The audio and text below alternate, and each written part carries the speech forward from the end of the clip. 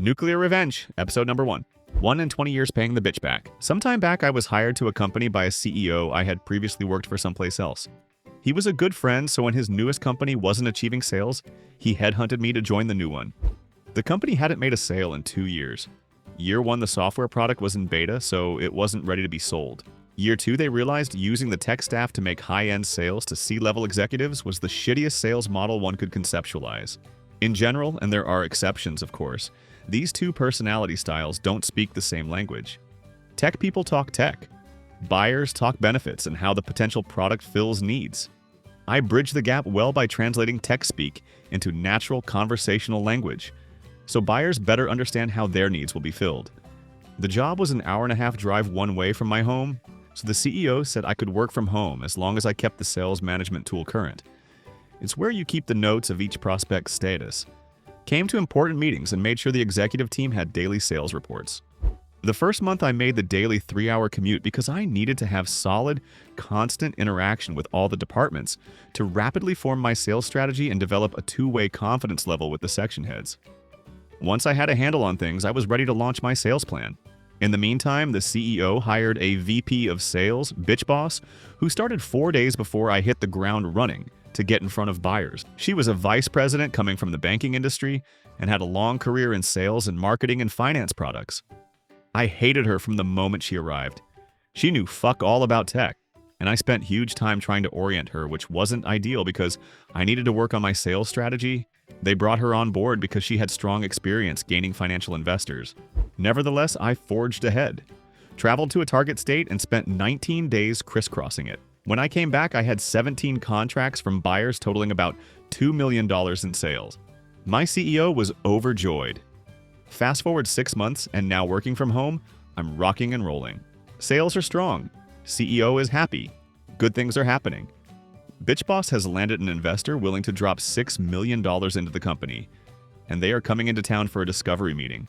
She asked me to drive up because they specifically want to meet the salesperson. Seconds before walking in the door for the big meeting, Bitch Boss pulls me aside and says she needs me to back her up on lies she has told them. Basically, she doubled my sales numbers.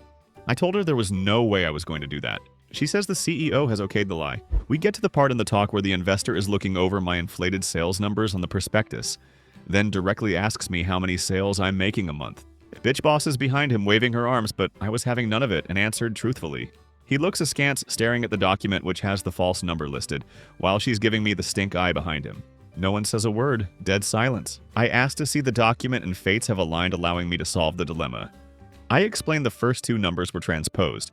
They correlated well to my real sales versus inflated sales if you flip-flop the first 2 digits. Potential investor is satisfied and we move on. Switch gears. About a week later, I was meeting with the CIO in his office, and he referred to my big tits. I'm no shrinking violet, but it stunned me because it was so unexpected. That night, I was chatting with my BFF, who happens to be a lawyer, and told him about it in casual conversation. He said I should tell the CEO so he can address it. Thinking along smart business practices, I decided to tell Bitch Boss, to whom I directly report as proper protocol, since we don't have an HR depth yet. Side note, I also reported directly to CIO as a boss, since my role was a muddy mix of sales and tech. The next day, CEO calls me and I take him through it, telling him it's no big deal, but to make sure he talked to CIO so it didn't happen again. He says he'll do it right away. 2 days later, I check in with him and CEO still hadn't talked to CIO because the investors were in town. I gently push him to get it done and casually mention my best friend, who happened to be a lawyer, was the one who urged me tell him because any good CEO would want to know about it. I reiterate I'm not mad or upset. The only word he heard was lawyer. He went apeshit that I was bringing a lawyer into the mix. Now this guy was my good friend. We'd worked together at 2 companies for years. I calmed him down, or so I thought, explaining that I only wanted him to talk to CIO. I also told him I hadn't brought a lawyer into it, that I had been innocently chatting with BFF, who just happens to be a criminal defense attorney. He seemed okay and we hung up. The next day, I'm working as usual and I get a call from an attorney who explains the company has hired her regarding my sexual harassment claim. I'm flummoxed and adamantly told her that was not the case, that I had no claim against the company. She said otherwise. And that's when everything changed, dramatically. CEO was furious with me for bringing this on when investors were looking at us. His reaction set the tone, which filtered down. The company began to retaliate against me. Bitch boss now made it her mission to make my life hell. Forgetting to tell me about important meetings I was supposed to attend, freezing me out when I was in the office, telling me I could no longer even speak to CIO. A problem since I'm selling a multi-million-dollar tech product needing his input, and I directly reported to him as my other boss, denying me a long-planned, approved vacation. Basically anything she could devise to screw me over. She was gleefully working it. Coinciding with this was a serious health problem I developed, ultimately requiring surgery. My illness had no impact on my work as I was able to work from home, which made things easier on me health-wise. Bitch boss then decided that I need to come to the office every day despite a 3-hour round-trip commute. Now I know you're thinking, why didn't I just leave? Get another job somewhere else? I needed the health insurance. There was no way to turn around another job fast enough. And I had a complex surgery scheduled requiring 3 surgeons for my procedure. My doctor gave me a note for them, which released me from having to make the daily commute so I could continue to work at home. As long as my work didn't suffer, they legally couldn't force me to commute, especially since working from home was a part of my employment contract from the outset. The night before my surgery, Bitch Boss calls to tell me they've canceled my health insurance. After hanging up with Bitch Boss, I collapsed on the floor in a faint. I was so sick and mentally exhausted from all the stress. The next morning, the CEO frantically calls asking to talk to me. My mom refuses to let him. I'm on official leave as of that morning, and we're heading to the hospital. CEO had told their lawyer about canceling my health insurance, and she chewed him a new asshole telling him it was illegal. They immediately reinstated my insurance. In the 2 weeks I was out, my mom had found a lawyer for me, as it was clear shenanigans were going on. I still needed them as an employer because I was in no shape to rigorously job hunt while recovering. Turns out all the bullshit they were doing to me is illegal. Companies aren't allowed to retaliate against employees when they report nefarious acts against them. I met with my new lawyer who said I had an excellent claim for retaliation and took me on.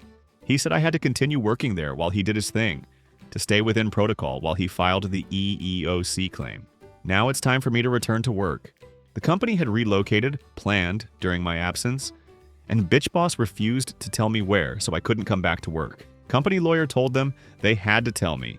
So Bitch Boss gives me wrong directions, making me late on day 1. I walk in the new office and it looks like any other place except for one thing. There is a wide open area directly in front of the CEO's glass office, with a single desk in the middle of it.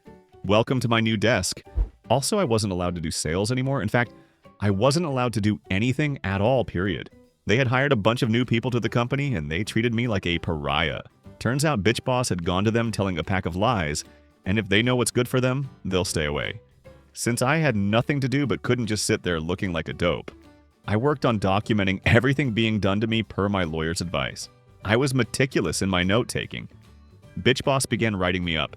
Stupid stuff like not answering my phone on the first ring, and for asking questions during company-wide meetings, asking to see my personnel file, which employees are legally entitled to do, although not entitled to photocopy any of it. Each time she wrote me up, I had to sign the write-up. There was a space for me to reply to it, so I consistently wrote, "I do not agree with this assessment." It infuriated her so much, she wrote me up again for writing the statement that I didn't agree with it. There were several instances where she called me into her office and literally began screaming at me loudly and enthusiastically. I wouldn't engage though. My standard answer to everything was okay, which made her apoplectic. At one point, she's inches from my face, screaming. Her face beat red, and I just sat there with a dreamy expression, whilst envisioning her blowing a vein in her head, stroking out. I infuriated her with my equanimity. Still and all, I was in it to win it at this point. It didn't matter what new humiliation they dished out. I took it all with a bland face, then went to my desk and documented it in my notebook. She loathed my notebook, sure that I was doing exactly what I was doing. Documenting. Because it was my personal property, though, she couldn't take it from me. I had to carry all my belongings with me everywhere, company-wide meetings, the bathroom, lunch. Because I caught her one time going through my desk drawer, in my fucking purse. Although it gave me great joy to write a note reading "fuck you," which I left in my backpack, and jerry-rigging it so I could tell if she went into it, which she did. I withstood it all with a brave face, only breaking down once I left for the day. My attorney took a lot of sobbing phone calls during this period. Finally, the day comes that my attorney has what he needs and I can resign. Better still, he advises I don't have to give a 2-week notice. I come back from lunch and type up my letter with one sentence. I resign immediately. I take it into the HR guy, who also took part in their evil machinations, and hand it to him. His mouth forms an O shape and he half stands up from his chair as he reads it. He looks up and I give him a smile and say bye-bye just as sweet as pie. Walked out the door and drove home feeling mighty fine. 1 month later, my lawyer and I are at the EEOC office, along with the CEO, bitch boss, and their lawyer, so the EEOC can review my claim. In my state, you can't just bring a lawsuit against a company for things like harassment and retaliation. Claims must first be evaluated by the EEOC, and then if they determine you have enough grounds to file a lawsuit, they issue a right to sue document. My lawyer presented my case logically and forthright, detailing all the evidence. It took him 40 minutes to go through it all. Then they presented their side with allegations of my poor employment, along with their evidence, which were all the copious write-ups bitch boss had written. EEOC asks about the timeline of the write-ups, inquiring if they before or after my claim occurred. Bitch boss, wearing a smug, self-satisfied smile, states they were all prior to my claim, as noted by the dates on each document. EEOC lady looks at my lawyer looks at me, I look at bitch boss, then serenely pull out my photocopies of the documents. Whilst handing them to EEOC lady, bitch boss barks, "She's not supposed to have those, they're company property." I show EEOC lady that the dates have clearly been altered by bitch boss. She had made copies with the dates blanked out, then backdated them. You see, whenever she wrote me up, I had to take the document personally to the CEO to put in my personnel file. Along the way, though, I stopped at the copier and took copies. She never knew I was doing this. You could have heard a pin drop. EEOC lady reviews the copies, then slowly sets them on the table. She didn't say a thing for a long time, then she spoke. I can remember her words exactly to this day.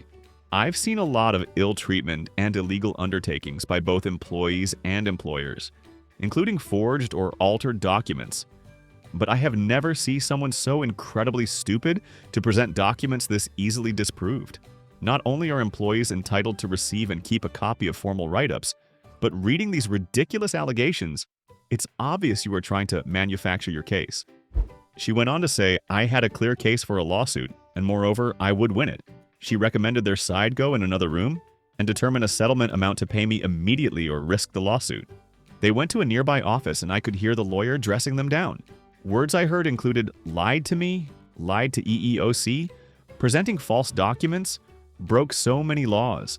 Figure out a number big enough to pay her so this doesn't go to court because you will lose. They came back with a $50,000 offer, which we accepted. My lawyer and I left, then did a football touchdown dance in the parking lot. Looking up at the EEOC window, I could see bitch boss in the window looking miserable and crying. She had just been fired. That was my year one revenge. I'm not a hateful person. I get mad and get over it. But for bitch boss, I nurtured hatred and vowed to one day get revenge. So I kept tabs on her and discovered she opened a finance marketing company after she was fired. Then I waited a year before exacting my petty delight. For the past 18 years, I've executed a wonderful, soul-refreshing project. Each year, I go to her website and write down all the work email addresses and phone numbers for the employees. Then I subscribe them all to get more information. From places like online schools, online insurance companies, all those bullshit aggressive organizations that keep your contact information longer than a gypsy fucking curse while trying to sell you stuff. The last few years, I've subscribed them to an email bomb service where the service takes the address and instantly subscribes it to thousands of newsletters, request for more information feeds, and other online buyers of email addresses for marketing services. I tested it with a burner email and it wreaks havoc on your inbox with thousands of emails received within seconds, and they never fucking stop. You literally have to close down the email because it can't be salvaged. Each year when I go to collect the contact information, all the emails have been changed to new ones. Last year, my cousin took a job in the same building. I enlisted her help and she made it a point to befriend a receptionist working for bitch boss. After executing my yearly plan, my cousin went to lunch with her. The receptionist was in a foul mood and explained the entire organization was in disarray because IT had to redo all the emails again. It keeps happening over and over and nobody can figure out why. She said the owner, bitch boss, has had to get her cell phone number replaced 3 times because of all the texts and phone calls she gets whenever it happens again. Sometimes bitch boss would have her phone number on the website, which I duly subscribed to everything under the sun. The best part for me was hearing how she lost a mega client because they felt the company was in too much turmoil so often. The thought of this keeps me warm and cozy at night, and I sleep so very, very well. Edit. I forgot a part of the tale. A Redditor mentioned that if the investor pulled out, that would have been a neat twist. That jogged my memory. The investor did pull out, Once I left the company, they couldn't duplicate the same scale of sales revenue I had been generating, and the investor got skittish. The company did go on to success, sans bitch boss and CEO, but it took them much longer due to this fiasco. Thanks a ton for watching. If that story hit you in the feels, drop a comment. What would you have done in their place? Make sure to subscribe and tap the bell so you don't miss the next insane revenge story. And hey, check out the other vids on the channel. There's plenty more where that came from. Catch you later!